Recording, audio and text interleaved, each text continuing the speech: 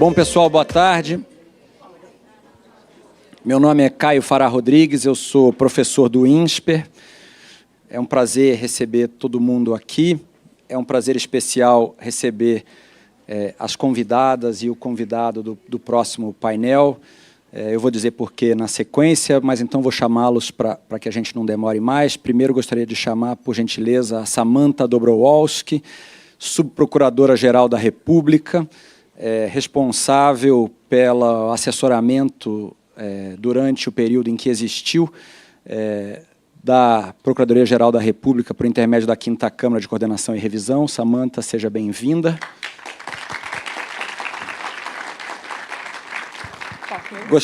Você escolhe. Gostaria de chamar também a Raquel Pimenta, professora da FGV, uma especialista no assunto, tem um dos primeiros e mais profundos doutorados especificamente sobre acordos de leniência no Brasil. Seja bem-vinda também, Raquel.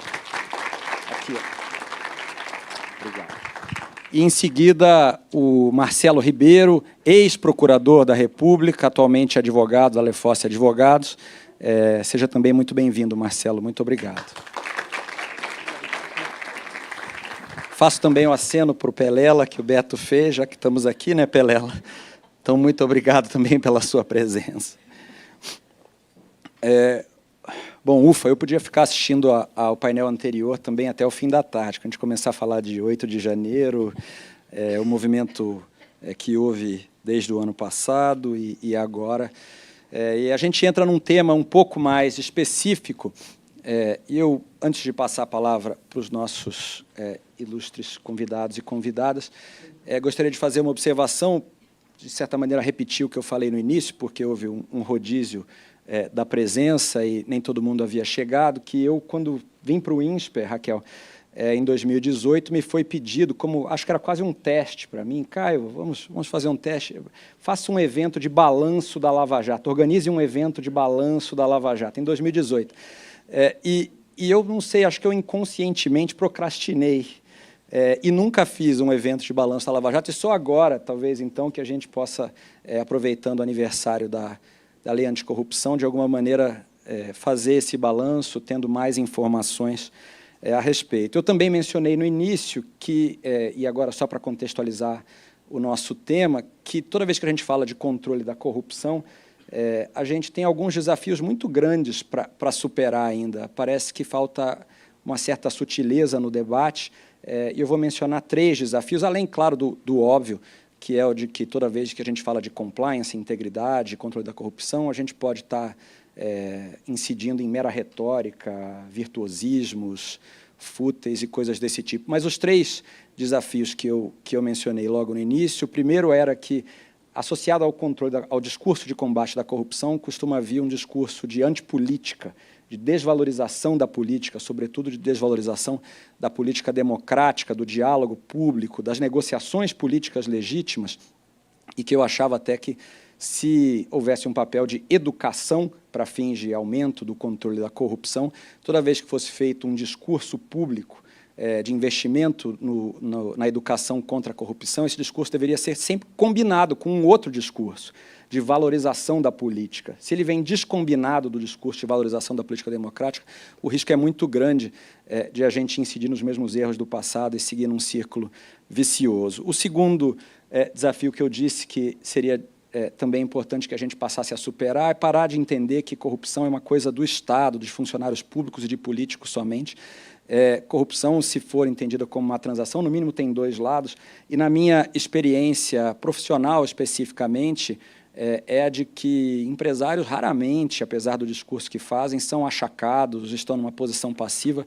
A minha percepção é de que empresários, na maior parte das vezes, estão numa posição ativa, de querer fazer corrupção como um investimento numa relação de longo prazo que renderá frutos que eles sequer sabem quais são no início dessa relação, mas que tem que manter para poder se valer dela sempre que precisarem. Então, a ideia de que o controle da corrupção não tem uma relação necessária com o tamanho do Estado, com o tamanho do funcionalismo público. Basta ver o exemplo que eu mencionei dos países nórdicos, que são estados grandes cujo índice de percepção de corrupção é muito baixo, muito menor do que países cujo Estado, por proporção do PIB, seja menor que eles. E o terceiro desafio é, apesar dessas duas advertências, a gente não fingir que nada aconteceu também no passado. Parece que, pela ressaca do que a gente sofreu, e houve, eu pelo menos sou capaz, na minha opinião, de afirmar que houve erros processuais, houve alguns abusos processuais, mas eu acho que a ressaca para esses abusos não deve fazer com que a gente esqueça que, de fato, ilícitos sérios e graves aconteceram, ainda que, do ponto de vista jurídico, eles tenham que ter a consequência que devam ter, algumas anulações, efetivamente, mas, do ponto de vista sociológico, do ponto de vista do debate público, a gente ainda precisa reconhecer que ilícitos aconteceram. Pois bem, sobre o nosso tema, do que a gente vai tratar?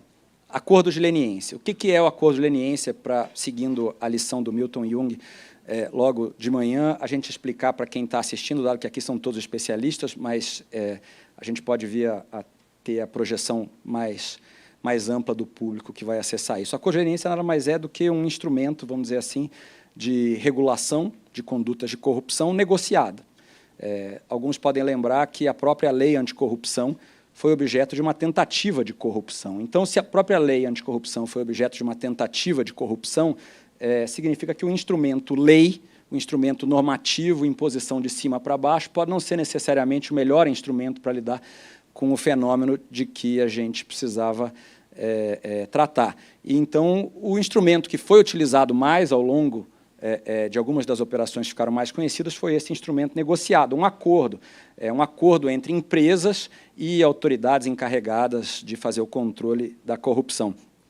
Um acordo que tem, como todo acordo, uma equação, uma igualdade no meio dele. Um lado tem que ser igual ao outro, é isso que representa ser um acordo. Então, de um lado de um acordo de leniência tem informações para desmantelamento de uma certa organização criminosa, tem indenização e multas, ou seja, uma parte financeira, então informações, uma parte financeira e certas medidas de integridade da empresa, que tem que cessar sua conduta e melhorar seu perfil de integridade. E, do outro lado, também tem algo que é a própria preservação da empresa, os benefícios penais, no caso, sancionatórios e civis, de que ela precisa para continuar operando. Bom, dito isso, agora vamos lá. Essa é a introdução mais longa do que deveria. Samantha, nesse período todo, e a Samantha, então, agora, resgatando a promissória que eu falei no início sobre a importância da Samantha no processo. É muito orgulho nosso ter a Samantha aqui, porque a Samantha foi a responsável, a coordenadora da Comissão Permanente de Assessoramento da 5ª Câmara de Coordenação e Revisão do Ministério Público, encarregada de controle da corrupção, e a Samantha, então, elaborou, junto com o grupo que ela coordenava, os principais instrumentos normativos internos do Ministério Público, as notas de orientação, as notas técnicas, sobre como fazer acordos de leniência no Brasil. No passado recente, a comissão que ela coordenava foi desmantelada. Então, a simples presença dela aqui, para a gente, é muito orgulho, porque é quase como a revida dela, a volta do congelamento aqui. Samantha. Samantha, o que funcionou e o que não funcionou nesse período?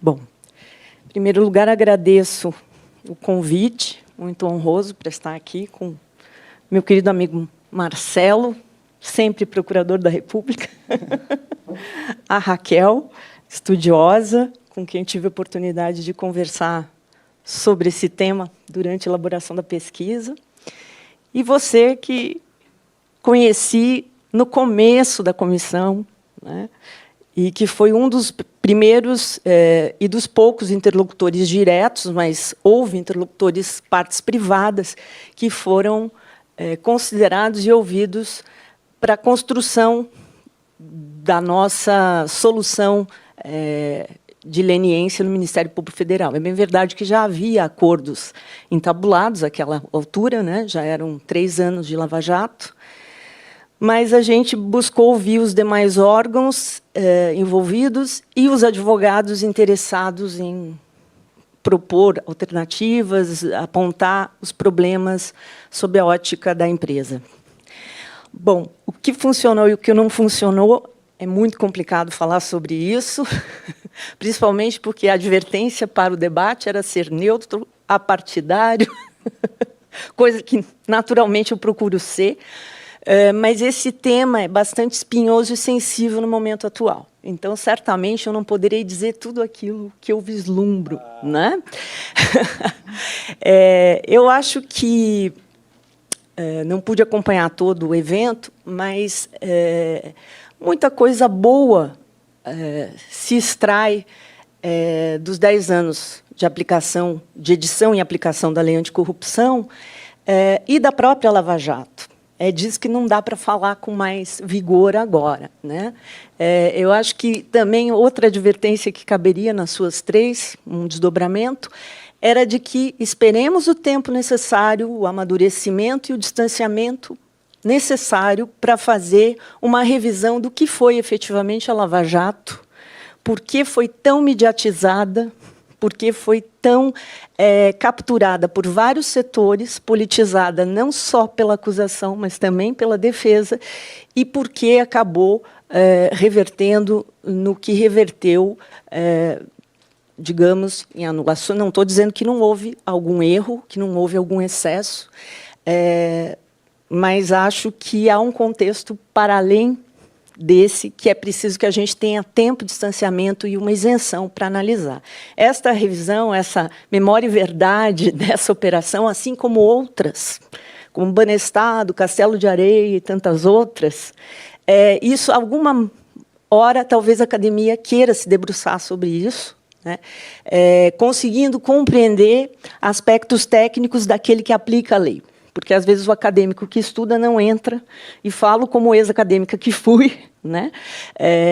Não entra em certas tecnicalidades, em certas dificuldades da aplicação, e faz uma análise que, então, sobrevoa detalhes que são relevantes para compreender para o bem e para o mal, né? Então, isso eu diria que houve um cenário de ganho de aprendizagem institucional, o próprio fato da incorporação do acordo como uma solução também na área de corrupção, não só no aspecto penal, mas principalmente da improbidade, que acabou vingando na nova redação, nova e, a meu ver, infeliz redação da lei de improbidade, mas o acordo de não persecução civil é um desdobramento da consensualidade nesta matéria, digamos, um primo-irmão, um irmão menor da leniência.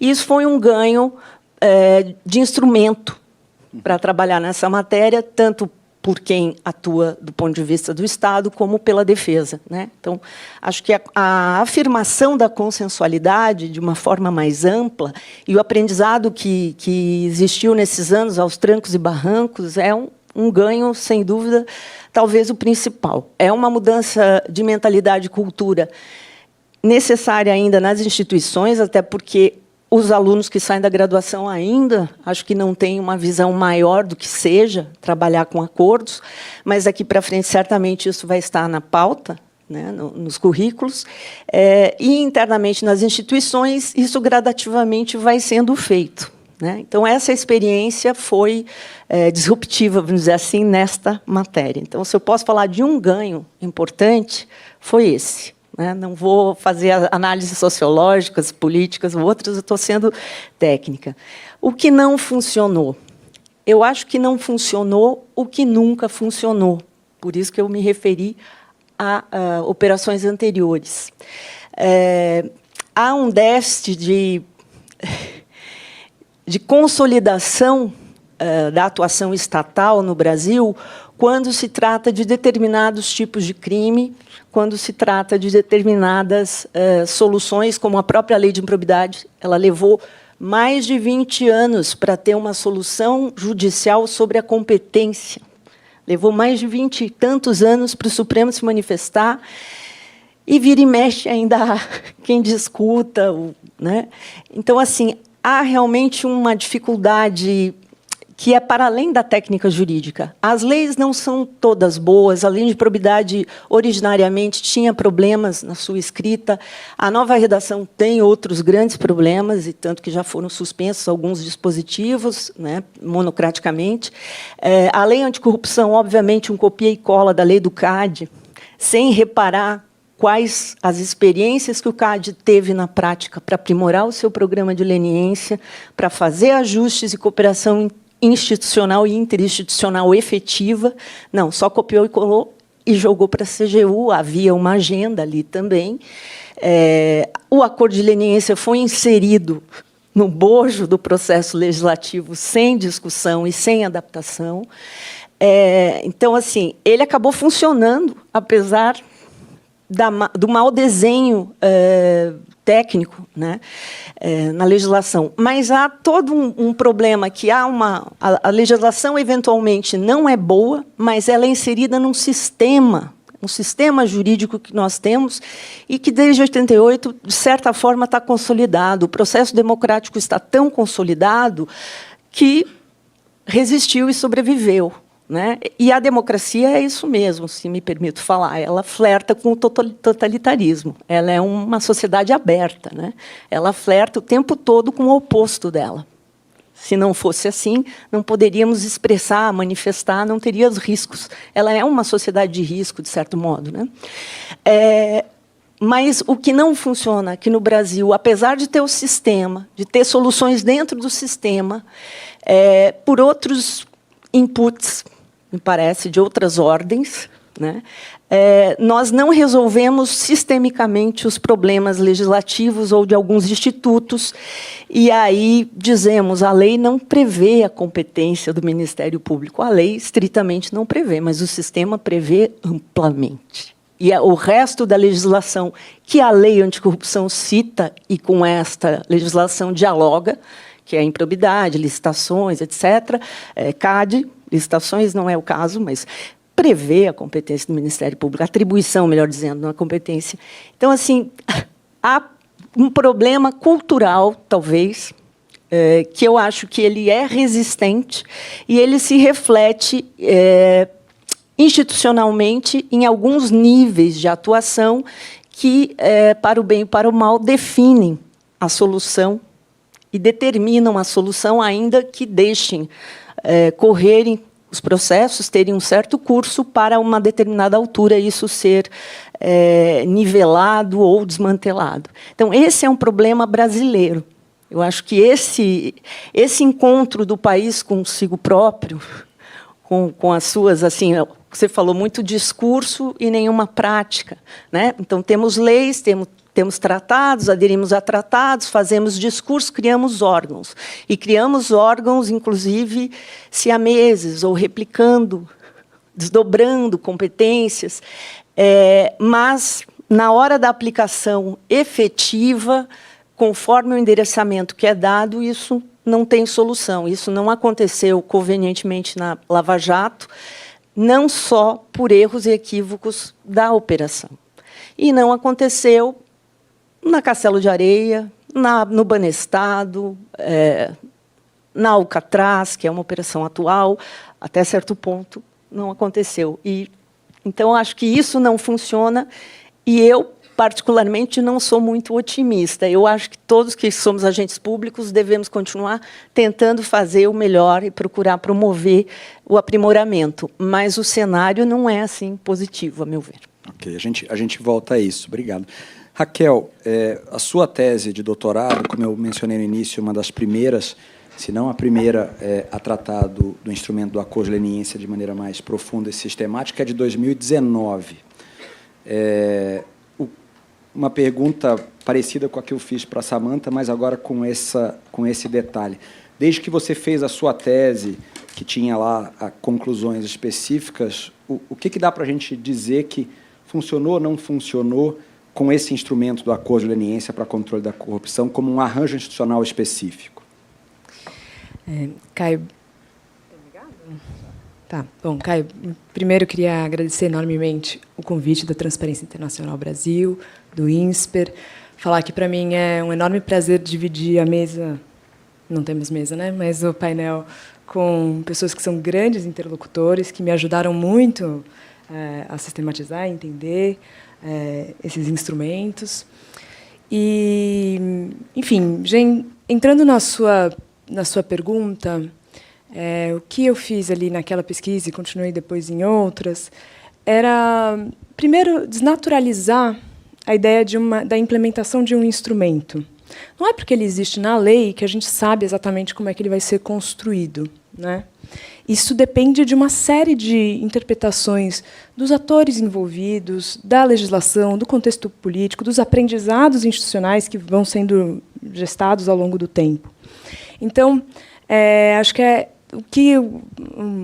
isso é uma tônica dessas pesquisas, era mostrar, desnaturalizar.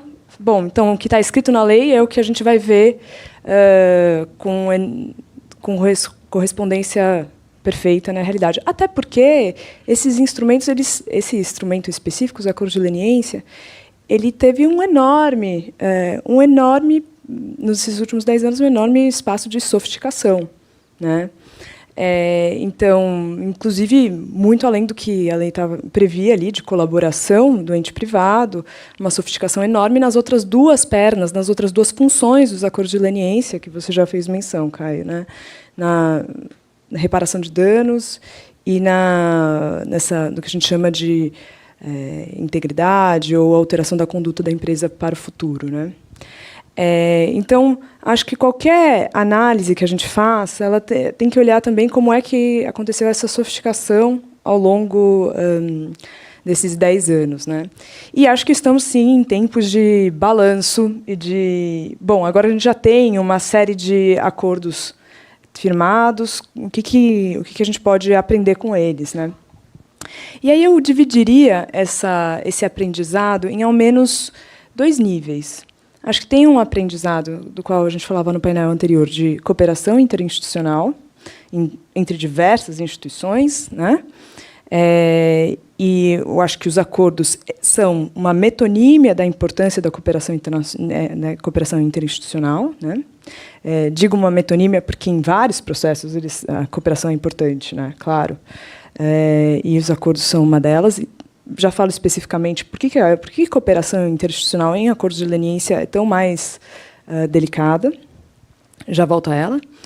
E o segundo, eu acho que a gente tem ganhos e aprendizados importantes nessas 3 dimensões. O que significa uma cooperação efetiva do ente privado, quando a gente trata de acordos, quais são os parâmetros de reparação de danos que se exige,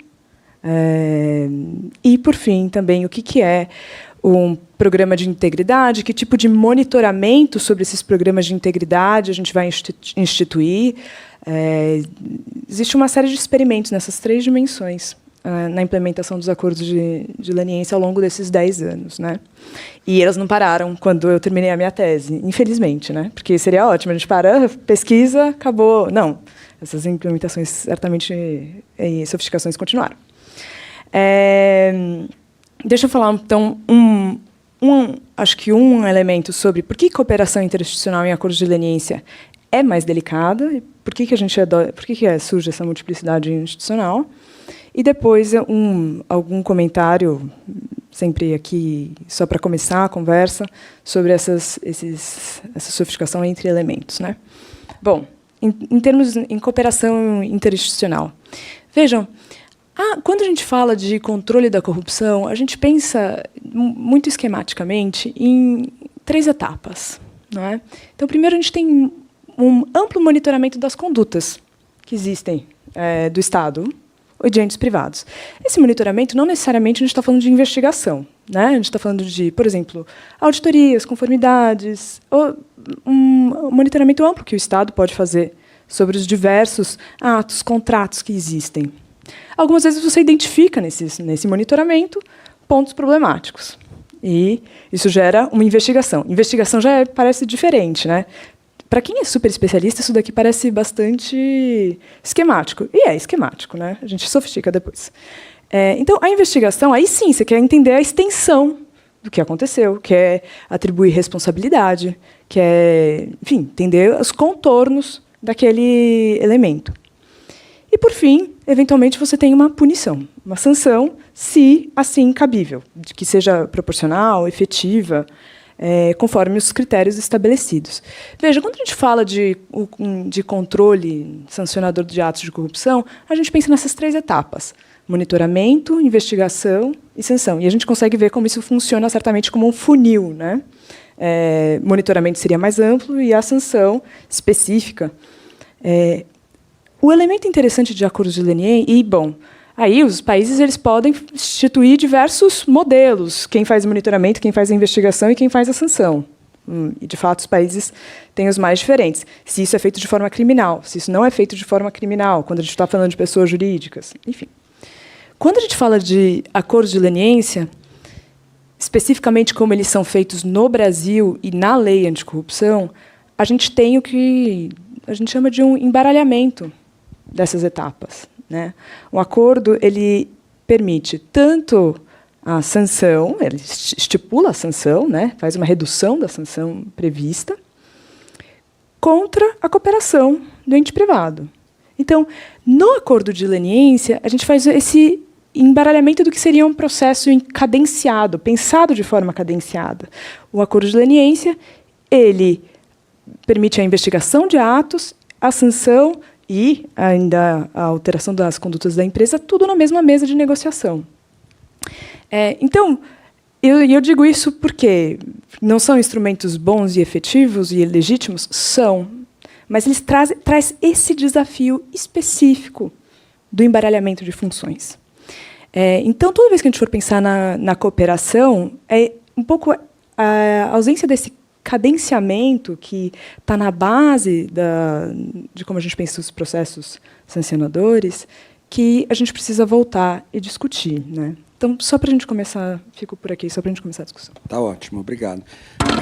Marcelo, como eu mencionei também no início, Marcelo é ex-procurador da República, participou da Secretaria de Cooperação Internacional também, da PGR, durante muito tempo e recentemente se transferiu para a prática da advocacia privada empresarial. Você também, saindo do Ministério Público e indo para a advocacia, a sua percepção quanto ao que funcionou e ao que não funcionou nos acordos de leniência mudou? O que você teria de ângulo específico sobre esse assunto para acrescentar?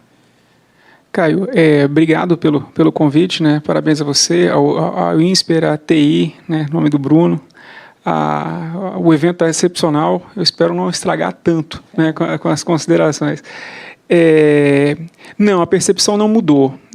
E assim, eu vejo a Samantha que fica pegando no meu pé que eu saí do MPF, o MPF não saiu de mim, mas eu vejo que alguma coisa que foi necessário para a evolução do acordo foi a presença do MPF como ente realizador desses acordos. É importante pensar que, vamos dizer assim, a lei está fazendo 10 anos, o florescer dos acordos não se deu em razão da Lava Jato, mas se deu em paralelo com ela, e no futuro vai falar que apesar dela, não sei, mas o fato é que as investigações dos grandes casos de corrupção ocorreram em paralelo com os casos da investigação das pessoas físicas. E a ação penal na Constituição só cabe ao Ministério Público promover. Né? Em paralelo aos acordos de leniência, nós tivemos diversas colaborações premiadas. Tivemos diversas técnicas especiais de investigação que só podem ser feitas no âmbito penal. Muitos elementos de prova que somente foram obtidos no âmbito penal. Então, assim, deu certo porque, vamos dizer assim, a alavancagem probatória que se tinha foi obtida nas investigações criminais, propriamente ditas. E aí a gente chegou em situações com muito dilema. Né? A empresa vem para a mesa e o colaborador, a pessoa física, o executivo, será que ele já não está lá? Você tinha até discussões assim, de quem seria essa prova? Né? Se é que existe um titular de uma prova. Né? De onde que seria? Então, assim, naquele momento, eu acho que isso deu certo e foi fundamental. E, assim, talvez isso desagou no momento atual que nós temos hoje de algo que deu certo. No primeiro momento, a gente tinha uma competição de agências. Né? Você tinha um discurso de deslegitimar o outro interlocutor e dizer que não cabe, não tinha previsão legal. Você pode propor ação, mas você não pode propor resolução antecipada. Né? Era um argumento que se tinha. E aí do MPF fala assim, não, mas você só pode no âmbito do executivo, eu não sou o poder executivo. Assim, os discursos são conhecidos. O julgamento lá do mandato de segurança, o 35, esse é fácil, né, que é 35435, né, meio que colocou a casa em ordem, todo mundo pode, a gente precisa melhorar esse arranjo. O trabalho da professora Raquel foi mencionado algumas tantas vezes no voto, condutor. E assim, eu acho que isso funcionou, né? Apesar de vários percalços, eu acho que a gente teve uma experiência bem-sucedida, e o ponto atual é de uma certa superação desse modelo competitivo. A gente tem mais uma cooperação entre as instituições. Ele ainda, e aí talvez secundando o que a professora Raquel coloca, não é ainda tão bem formatado. Eu acho que ainda existe muito voluntarismo para a gente conseguir. O que eu estou querendo dizer com isso? Hoje em dia você vê CGU e MPF tentando resolver a situação, às vezes com órgãos estaduais, melhor dizendo, tentando compor também as soluções. Ainda muito com base nas pessoas que estão à frente das comissões ou aos ofícios tentando cuidar do caso. O passo futuro talvez seja essa profissionalização daquilo que hoje é ato de boa vontade. E o que deu errado? Talvez o que deu errado na tentativa, primeiro, né, já de se ter uma bandeira de combate à corrupção. Talvez essa bandeira em si já seja algo problemático, como a Samantha bem colocou, assim, tem hora que parece que é uma captura, deixa de ter uma investigação e vira um logo. Né, e isso acho que foi ruim, com tudo que veio em decorrência. Questão, eu acho que não cabe tanto aqui, mas assim, tem uma questão, por exemplo, da dificuldade da relação com a imprensa. Por que isso? E aí é uma dificuldade, não foi um insucesso, mas uma dificuldade que a gente pode ver no processo. Sem imprensa, será que, por exemplo, a Lava Jato não teria sido mais uma castelo de areia, que com 2 semanas teria acabado? Será que não teve excesso? Um será quase retórico, né? Mas será que não teve excesso de exposição na imprensa? Né? Assim, qual que é o ponto de equilíbrio? É publicar o suficiente para não ser anulada a jogada debaixo do pano? E qual que é esse limiar? Né? Assim, a parte extra-autos foi o que talvez tenha sido a experiência mal sucedida. Agora, e qual era o ponto ótimo? Eu não consigo te responder. Né? Eu acho que isso talvez seja o grande desafio. Obrigado. Vamos aprofundar alguns desses temas, então, aproveitando que a mesa anterior falou de cooperação interinstitucional, mas não tinha representantes do Ministério Público, né? E essa mesa fala de acolheniência, mas não tem representante da CGU. Então, a gente junta as duas mesas, de certa forma, e faz uma continuidade entre elas. Samantha, existe... o relato que o Marcelo fez corresponde, por exemplo, à minha experiência profissional, de que, no início da negociação desses acordos, havia uma realidade de, vou chamar, para usar o termo neutro, competição institucional, e mais recentemente não é tão recentemente assim, eu diria pelo menos há uns dois anos, há uma realidade de cooperação interinstitucional entre o MPF e CGU e AGU, na maior parte dos casos que eu conheço, pelo menos. Mas o fato é que essa passagem de uma realidade para outra não foi livre de tensões, conflitos, idas e vindas. E há uma figura específica, então, por isso que eu queria que você pudesse aprofundar, relatando para a gente exatamente qual foi a sua experiência sobre essas transformações da cooperação interinstitucional no Brasil, que é do chamado Acordo de Cooperação Técnica. Eu sei, é casca de banana, Samantha, mas tem que estar preparada para esse tipo de coisa.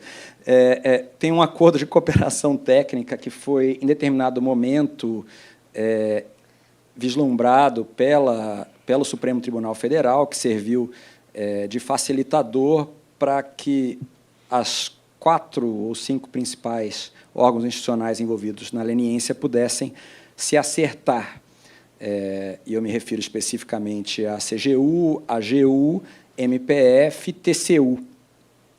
Mas o MPF, no último momento, não assinou. Apesar de, faço essa referência, se você procurar na internet, os mais desavisados podem achar que o MPF assinou, porque a assinatura continua, o espaço da assinatura continua lá, mas o fato é que o MPF não assinou. Conta para a gente como foi esse processo, por favor. Esse debate era para ser neutro partidário. Eu nunca falei isso. E esse leve. Compromisso eu não assumi. Bom, então, como dizem os da concorrência, eu vou fazer um disclosure para dizer que falo aqui por mim mesma, enquanto ser humano, enquanto profissional, mas não falo pelo Ministério Público Federal, darei a notícia da experiência na comissão, mas é o meu olhar, a minha visão, né? Quem me conhece mais pode saber se é mais próximo ou não, né? Mas faço essa advertência para não desgostar pessoas em determinados postos, né? Bom, primeiramente, eu vou retomar a questão da competição ou não. Eu lembro que a lei saiu em 13, entrou em vigência, em vigor, em 14. A Lava Jato fez seu primeiro acordo ali por setembro, outubro, SOG-CETAL, né, em que, inclusive, o delegado de Polícia Federal assinou, né, dadas as dificuldades e as questões, não exatamente vaidades, há vaidade institucional e vaidade pessoal, há. Entre os advogados, não há? Há imensamente, né? Entre os professores, mais ainda. Então, mas por quê? Porque as instituições partícipes e que estavam ali checando a prova, etc., se sentiam legitimadas e era preciso legitimá-los e tal. Então, tinha toda essa experiência. Eu não participei desses acordos iniciais, né? Basicamente, participei de acordos pós-Lava Jato, como você bem sabe, né? Na celebração.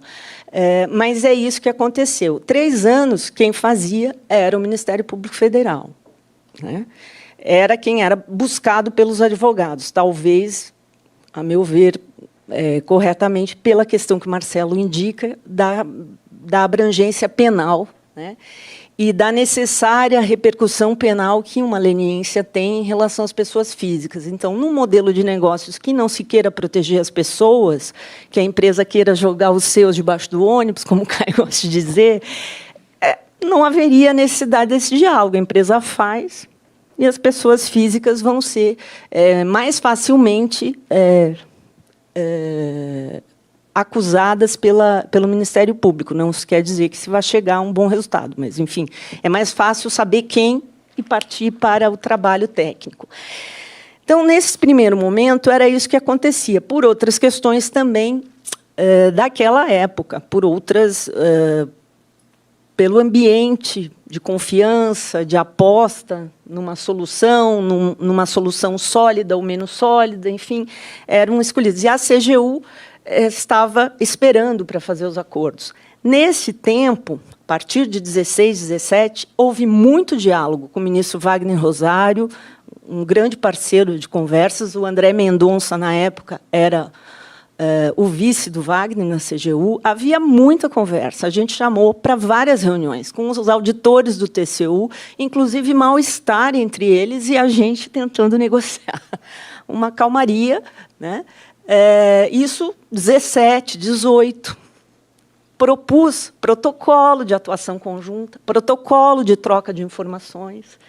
Mas, assim, a gente propunha, vamos fazer, é interessante, fica para a próxima rodada, e assim foi. Houve uma reunião no próprio TCU, no momento mais grave, acho que, da relação, quando era ministra a Grace Mendonça, em que houve qualquer alerta ou advertência, não vou dizer que foi uma ameaça, o TCU estava querendo responsabilizar os auditores do controle interno.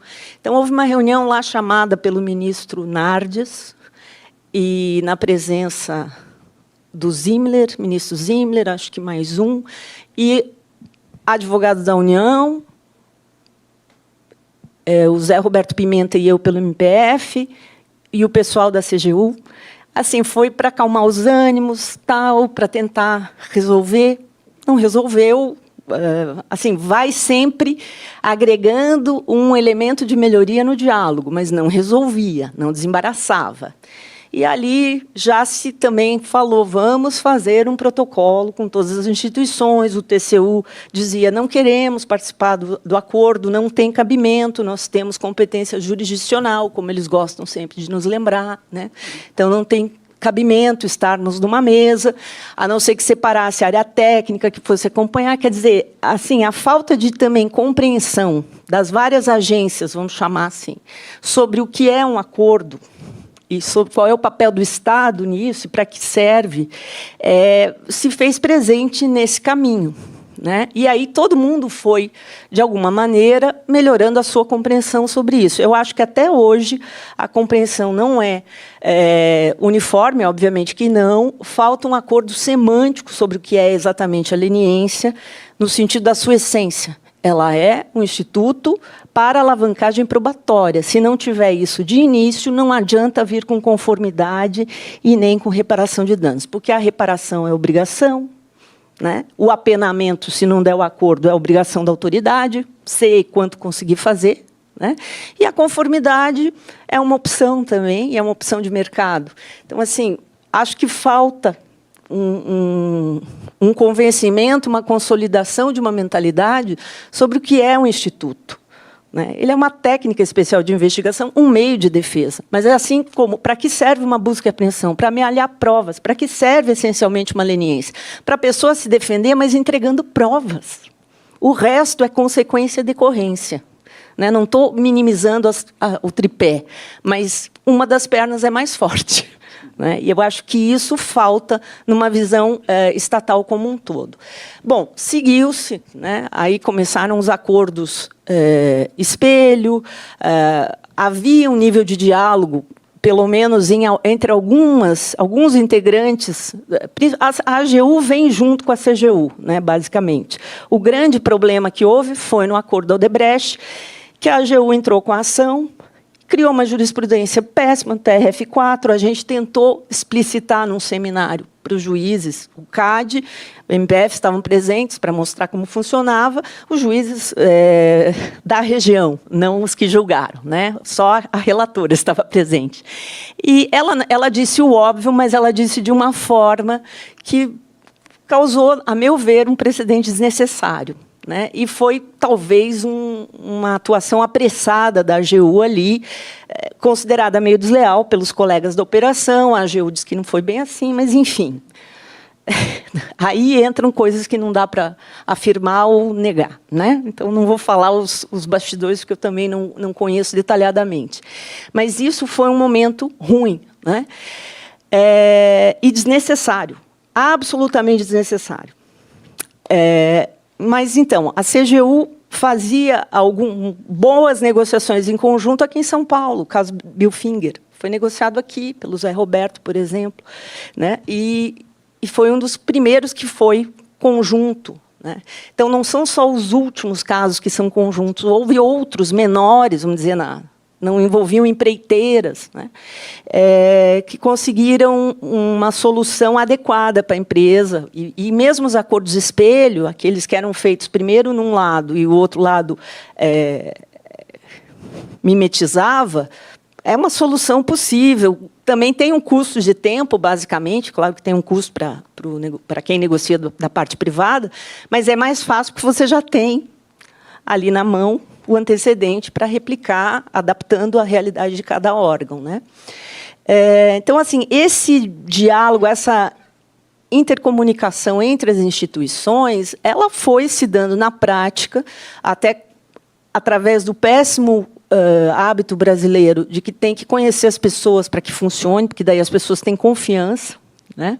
Eu acho péssimo porque isso você está sempre dependendo de que se mantenham as pessoas por muitos anos. E, às vezes, elas circulam, a própria carreira faz rodar, né? E o certo seria ter formas e procedimentos formais, canais oficiais, protocolos e obrigações, e que funciona, claro, o melhor dos mundos, nem lá fora é assim. Mas, quanto mais próximo disso, seria o melhor dos mundos, né? Mais isento, né? Mais segurança jurídica, porque vai se seguir aquilo ali e, se preenchendo aqueles canais, você chegará a um resultado. Burocracia racional weberiana. Né? Mas as formas são a garantia da democracia, indo um pouco além de Weber, né? Se você depende sempre do personalismo, você acaba caindo no patrimonialismo e outros ismos, né? Porque eu ouço isso desde que eu entrei há quase 30 anos. Na carreira. Que bom, agora que nos conhecemos, será mais fácil, dizia o superintendente da Polícia Federal em São Paulo, em 1995, para os colegas da área criminal. Isso não muda quem está assinando, desde que seja um ofício oficial. Claro, você tem uma confiança, uma credibilidade, uma reputação, eu entendo isso, mas não preciso conhecer cara a cara para necessariamente ter que confiar. Não deveria ter que ser assim, né? Porque isso me dá a entender que, se eu não conheço, eu não vou ser bem atendido. Essa é o meu ponto. Mas, assim, os acordos foram evoluindo, ainda que assistematicamente. Alguns acordos não saíram, por exemplo, não saíram com o MPF, meses ou anos depois foram feitos com a CGU. Não estou criticando, estou dizendo que é só uma realidade, assim como o inverso também aconteceu. E talvez nesse meio tempo tenha surgido essa questão do ato de cooperação técnica. O que aconteceu? O MPF se propunha ao diálogo, aos protocolos, a termos de cooperação, desde 2018. E, em 2019, a gente pretendeu tornar isso realidade já ao final do ano, reconheço, porque foi um ano difícil, foi o ano da DPF, né? Foi um ano que houve outros problemas, então, trocada a gestão, a comissão propôs que o procurador-geral levasse uma minuta de protocolo, de termo de cooperação. O nome era Compromisso de Cooperação Interinstitucional, para uma troca de boas práticas, fundado em vários princípios, boas práticas, para buscar parâmetros sobre o cálculo do dano, pelo menos uma maior equalização nos conceitos, né? E sobre também formas de compartilhamento de informação. Porque, por exemplo, no caso da Odebrecht, da ação da AGU, houve um problema de compartilhamento de informações. As informações do IPROC são públicas até certo ponto, né? E dali se pode produzir um processo. Mas havia timings e etapas travadas para compartilhar a informação. E o outro órgão não observou isso, né?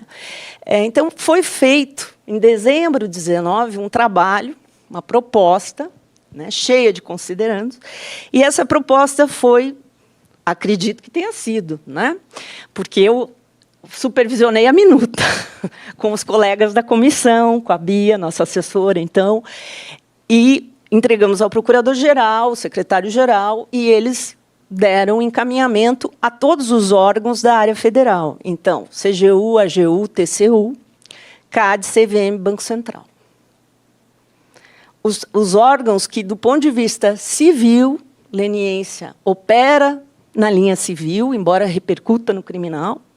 Então, a Polícia Federal não estava, me parece, não me lembro, agora não vou te jurar, mas acho que não estava, nem Ministério da Justiça, nem Supremo, porque o Judiciário não participa da leniência antes, ele participa, eventualmente, homologando. Então, isso foi distribuído aos órgãos, apenas CAD e CVM nos deram uma devolutiva, como gostam de dizer, né, por aí, deram a resposta sinalizando interesse. Os demais órgãos nada responderam, já entrado março, abril de 2020.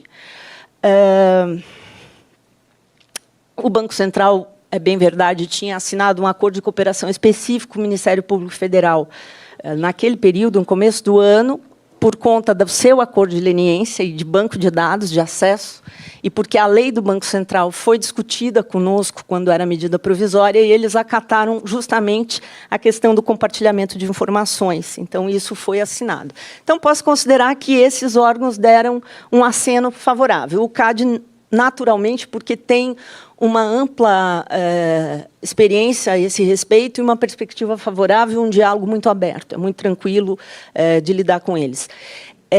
E conosco, vice-versa. Não, acredito que eles também hoje têm acordos com todos os MPs do país, eles conseguiram isso.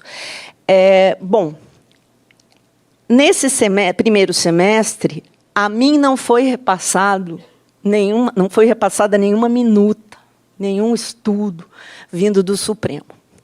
Quando isso, enfim, veio, já era lá pelo mês de junho, final de junho, eu acho, e o texto, eu vou ser rápida, mas você perguntou e é um assunto candente, né?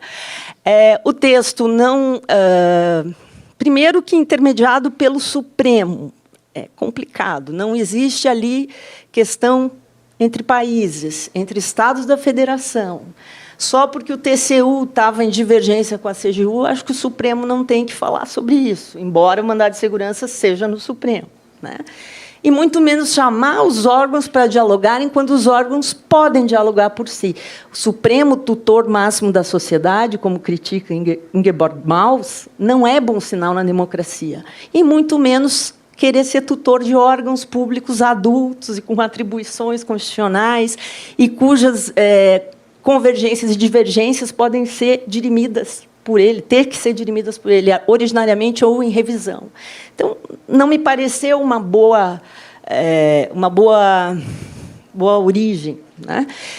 O texto não traz, né, até hoje não traz, o texto que vingou, uma solução adequada sobre a repercussão penal e o respeito às atribuições do titular exclusivo da ação. Aqui não vai uma vaidade própria, vai uma realidade técnica. A via administrativa de solução de conflitos, de imposição de sanções, de investigação, ou do que quer que seja, a via administrativa, ela não invalida, não pode invalidar o processo penal, sob pena de afetar a separação das instâncias e se o executivo ser seletivo e poder excluir da apreciação do judiciário as questões.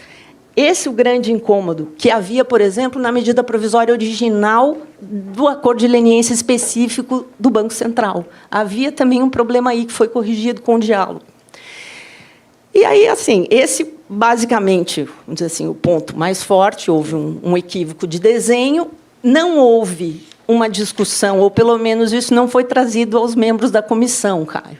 Né? Então, eu não vou jurar que não tenham notificado lá na instituição, mas isso não foi passado internamente. Quando foi passado, nós tivemos um mês, mais ou menos, ou nem isso, fizemos uma análise, promovemos a produção de uma nota técnica, isso foi publicado na época. Está pública ainda. E, porque algumas coisas sumiram ali do link. Né?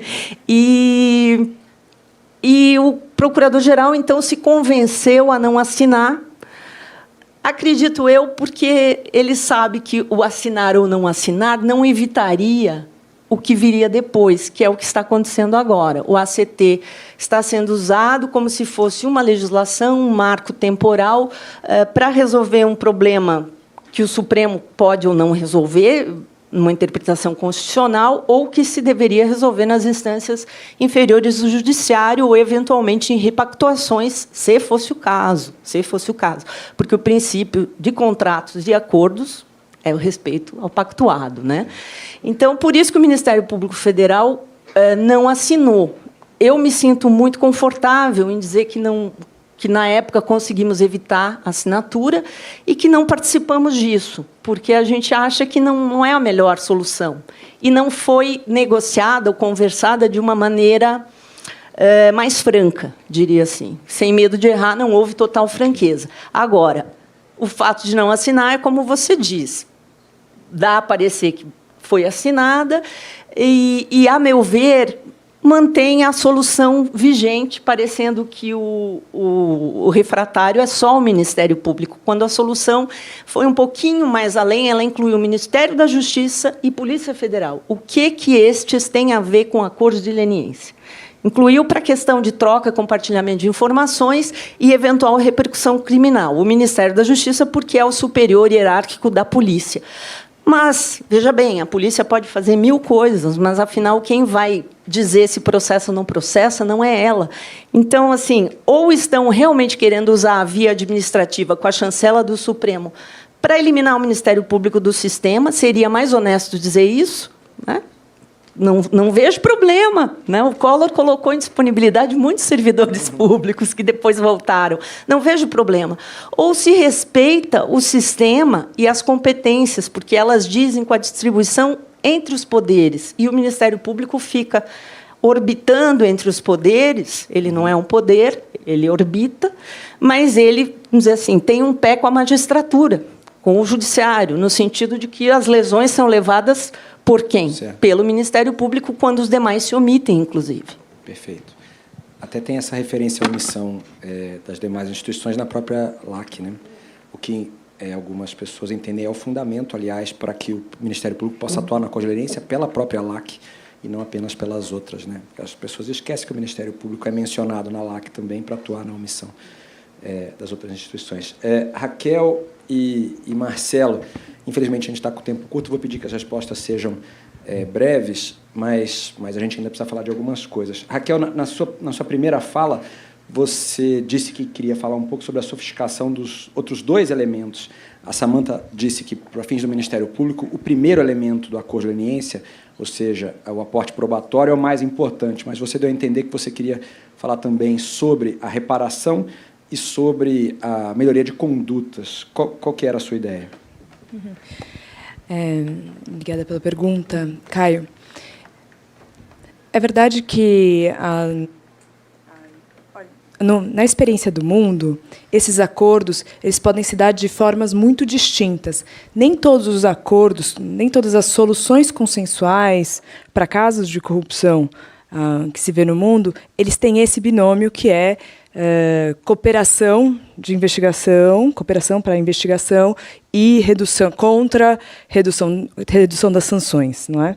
Então, essa é uma escolha que o Brasil fez nos acordos de leniência e que logo foi acompanhada desse crescimento das outras essas duas outras partes que eram fundamentais, elas são essenciais também, Samantha. Por quê? Primeiro, o Estado brasileiro ele tem um déficit histórico em conseguir reparar dano, especial de atos de corrupção. Acordos de leniência são fundamentais para conseguir trazer de volta aos entes lesados, à sociedade, ao Estado, os valores que foram perdidos por atos de corrupção. E veja, pode parecer que isso só no Brasil. Se vocês olharem os dados da OCDE, de um estudo de 2019, com diversos países no mundo, mais de 80%, 90% dos recursos recuperados são via acordos. Então, acho que, a partir de uma perspectiva pragmática, os acordos são a melhor forma do Estado conseguir reaver o que é da sociedade brasileira, né? Então, acho que tem essa importância em se falar em reparação no âmbito dos acordos. Agora, como a Samantha disse, existe uma certa divergência no que é reparação de danos, né? Acho que isso foi muito aprimorado ao longo desses tempos. Como se calcular, por exemplo, o que o Ministério Público, os acordos do Ministério Público chamavam de multa compensatória, que tem uma série de elementos que podem ser melhor explicitados, e foram melhor explicitados ao longo, né, do tempo. A CGU também trouxe muito mais entendimento e clareza, a CGU e a AGU, sobre o que é multa, o que é reparação, como a gente olha dano em corrupção, mas esse é um assunto ainda que pode ser muito aperfeiçoado, não só pela boa vontade de alguns agentes e de alguns indivíduos. Acho que a gente precisa avançar institucionalmente nesse assunto. E por quê? Porque é realmente o jeito de trazer de volta aos cofres aos cofres públicos o que é do Estado brasileiro e o que é do povo brasileiro. No entanto, a capacidade de sanção do Estado, ela é limitada, ela custa, é uma ação difícil. Então, trazer as empresas, e é por isso que a gente fala de conformidade, integridade, nos acordos também é importante, porque, veja, se tem um lugar, um locus, em que a gente pode ter programas que não são só no papel, é no âmbito do monitoramento desses acordos de leniência, né, aperfeiçoamento de integridade. Porque a autoridade pública ela está envolvida e investida em fazer com que as empresas, de fato, promovam programas efetivos, né? O envolvimento da autoridade pública é muito diferente. Tem uma cartela. Ela pode exigir uma certificação e ela pode colocar um monitor, né? Pode combinar com a empresa de colocar uma pessoa que responde à empresa e também à autoridade pública sobre as práticas de conformidade. Então, sem discordar da Samantha enquanto à importância da cooperação e da escolha do Brasil, se a gente deixar essas duas outras pernas pouco fortalecidas, a gente perde uma oportunidade fundamental para quem quer falar em controle da corrupção efetivo e justo no Brasil. Perdi o microfone. Marcelo, você virou advogado, né? Sim, resposta sim. Você trocaria um tênis Eu estava verificando se eu podia. Há incentivos para as empresas fazerem acordos hoje? Resposta sincera, tá? Se chega uma empresa hoje no seu escritório e fala, eu tenho um relato de um ato ilícito de corrupção sério, grave, você recomenda que essa empresa faça a leniência hoje? Quais são os parâmetros para essa análise? Aí, Caio, essa foi ótima, porque aí você já faz a gente responder da forma que as pessoas mais detestam, né? Depende ou talvez, né? Porque essencialmente vai ser isso. Para fazer essa avaliação, como você bem ponderou, vem uma série de questões. Data do evento, se está perto de prescrever ou não. A gente não tem uma política clara de incentivos. O self-report hoje é um ato de boa vontade. Você não tem uma clara regulamentação se vale a pena ou não. O quanto de prova já existe? O quanto o outro lado da mesa já tem? Mais uma vez, fazendo a intersecção com o penal. Né? Existe uma investigação penal? Você é uma empresa familiar que quer salvar o indivíduo e a empresa, ou você é uma empresa de capital aberto e vai jogar o executivo na frente do trem? Qual que é a sua... assim, essas são algumas das variáveis. Assim, e aí, te respondendo objetivamente, não tem como dar uma resposta objetiva, e as variáveis seriam data, manancial probatório que pode ter contra você, se você é a primeira, uma conduta cartelizada ou uma fraude de licitação que hajam outros stakeholders, você é o primeiro? Né? O quanto você se compromete ao não ser exposto? Enfim, na minha visão, a opção para o acordo é como a Samantha bem falou, do lado estatal, uma técnica de produção de prova, uma técnica de instrução, uma técnica especial, e do seu lado é uma técnica de defesa. É a melhor? Ela pode ser a melhor, mas assim, há um grande conjunto aí de variáveis para serem consideradas. Você diria que diminuiu o incentivo de 5 anos para cá, por exemplo, para fazer acordo? Talvez sim, por um fator que eu não coloquei. Talvez o de insegurança jurídica, porque a gente não sabe exatamente o desenho que o Instituto da Leniência tem, ou que ele vai ter, de repente, daqui a alguns meses, alterando o julgamento da DPF. Eu vou fazer acordo com o MPF, ele vai continuar tendo possibilidade de fazer acordo? Eu falaria, se é só... Aí, esse tem um detalhe, uma coisa que a gente acabou não falando. O formato multiagência, acho que a gente está conseguindo se compor. Mas o ente privado que negocia com o Estado não necessariamente quer negociar com todo mundo. E aí você não pode obrigá-lo a negociar. Você fala, você não vai bater na outra porta, mas você não pode obrigá-lo. Né? Essa também é uma outra variável. Por exemplo, se o cliente vai continuar operando no Brasil, ou ele simplesmente quer resolver a vida dele com impactos penais e só resolver com o MPF. Né? Essa também é outra variável. Mas, encurtando, com 2 ADPFs no caminho, eu acho que a gente teve uma certa redução de segurança jurídica, por um lado. E aí, só para fazer um contraponto, você vem notando uma grande evolução na normatização infralegal por parte da CGU, dando alguma segurança. Aí é aquela coisa, não é jogando contra o MPF, mas assim, hoje em dia está dando mais segurança você bater na porta da CGU do que no MPF, porque você não sabe o que vem. Qual é a regulamentação da 5ª Câmara que você tem? Você não tem. Sabe? Então, assim, o xadrez está mais complicado. Entendi.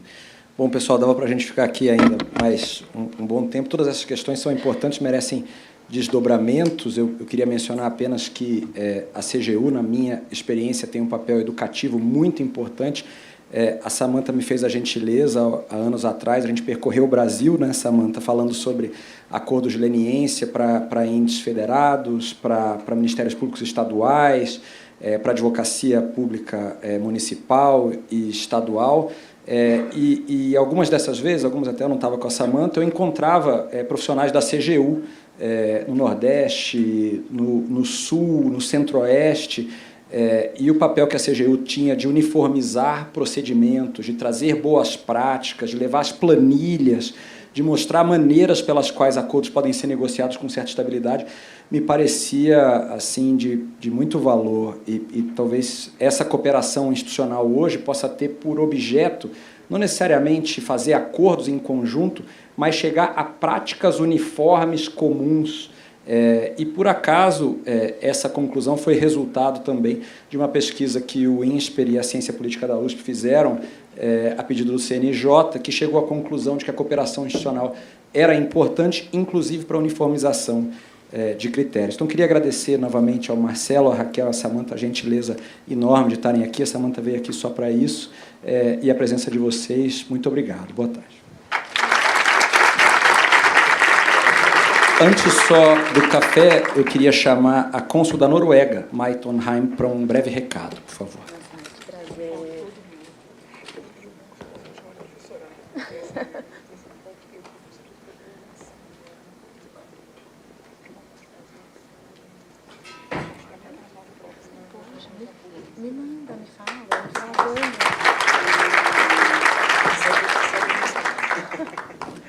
Muito obrigada, boa tarde a todos.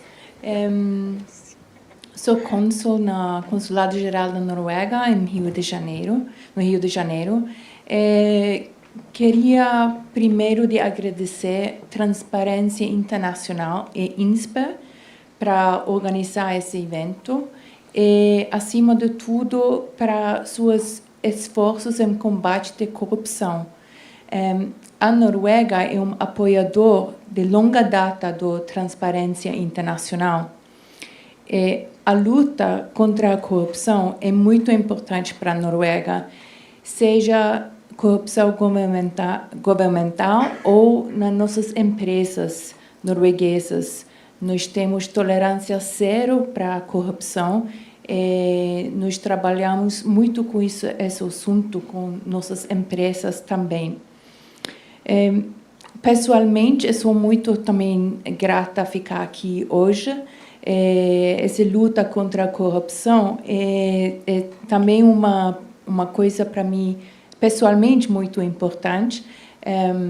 Eu estava trabalhando com essa convenção contra a corrupção na UNODC em Viena, também com a guia legislativa para a implementação da convenção. Então, para mim, é um grande prazer ficar aqui. Como foi dito hoje, a corrupção mata, enfraquece as instituições, prejudica a competição entre as empresas. Corrupção também está ligada ao crime organizado e crime ambiental. Posso mencionar muitos mais problemas que a corrupção vai criar. Mas hoje eu quero dizer que nós temos muito confiança no Brasil, na grande capacidade dos seus povos, profissionais e instituições para combater a corrupção. Agora nós temos 10 anos de aniversário da lei contra a corrupção aqui no Brasil. Eu sou impressionada pela discussão hoje, que foi muito interessante. Pessoas muito ligadas com o assunto.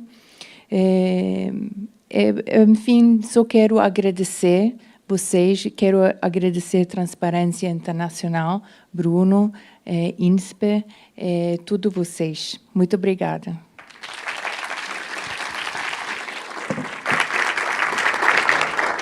Então vamos ter o coffee break agora e a gente volta exatamente em 15 minutos, 17h15.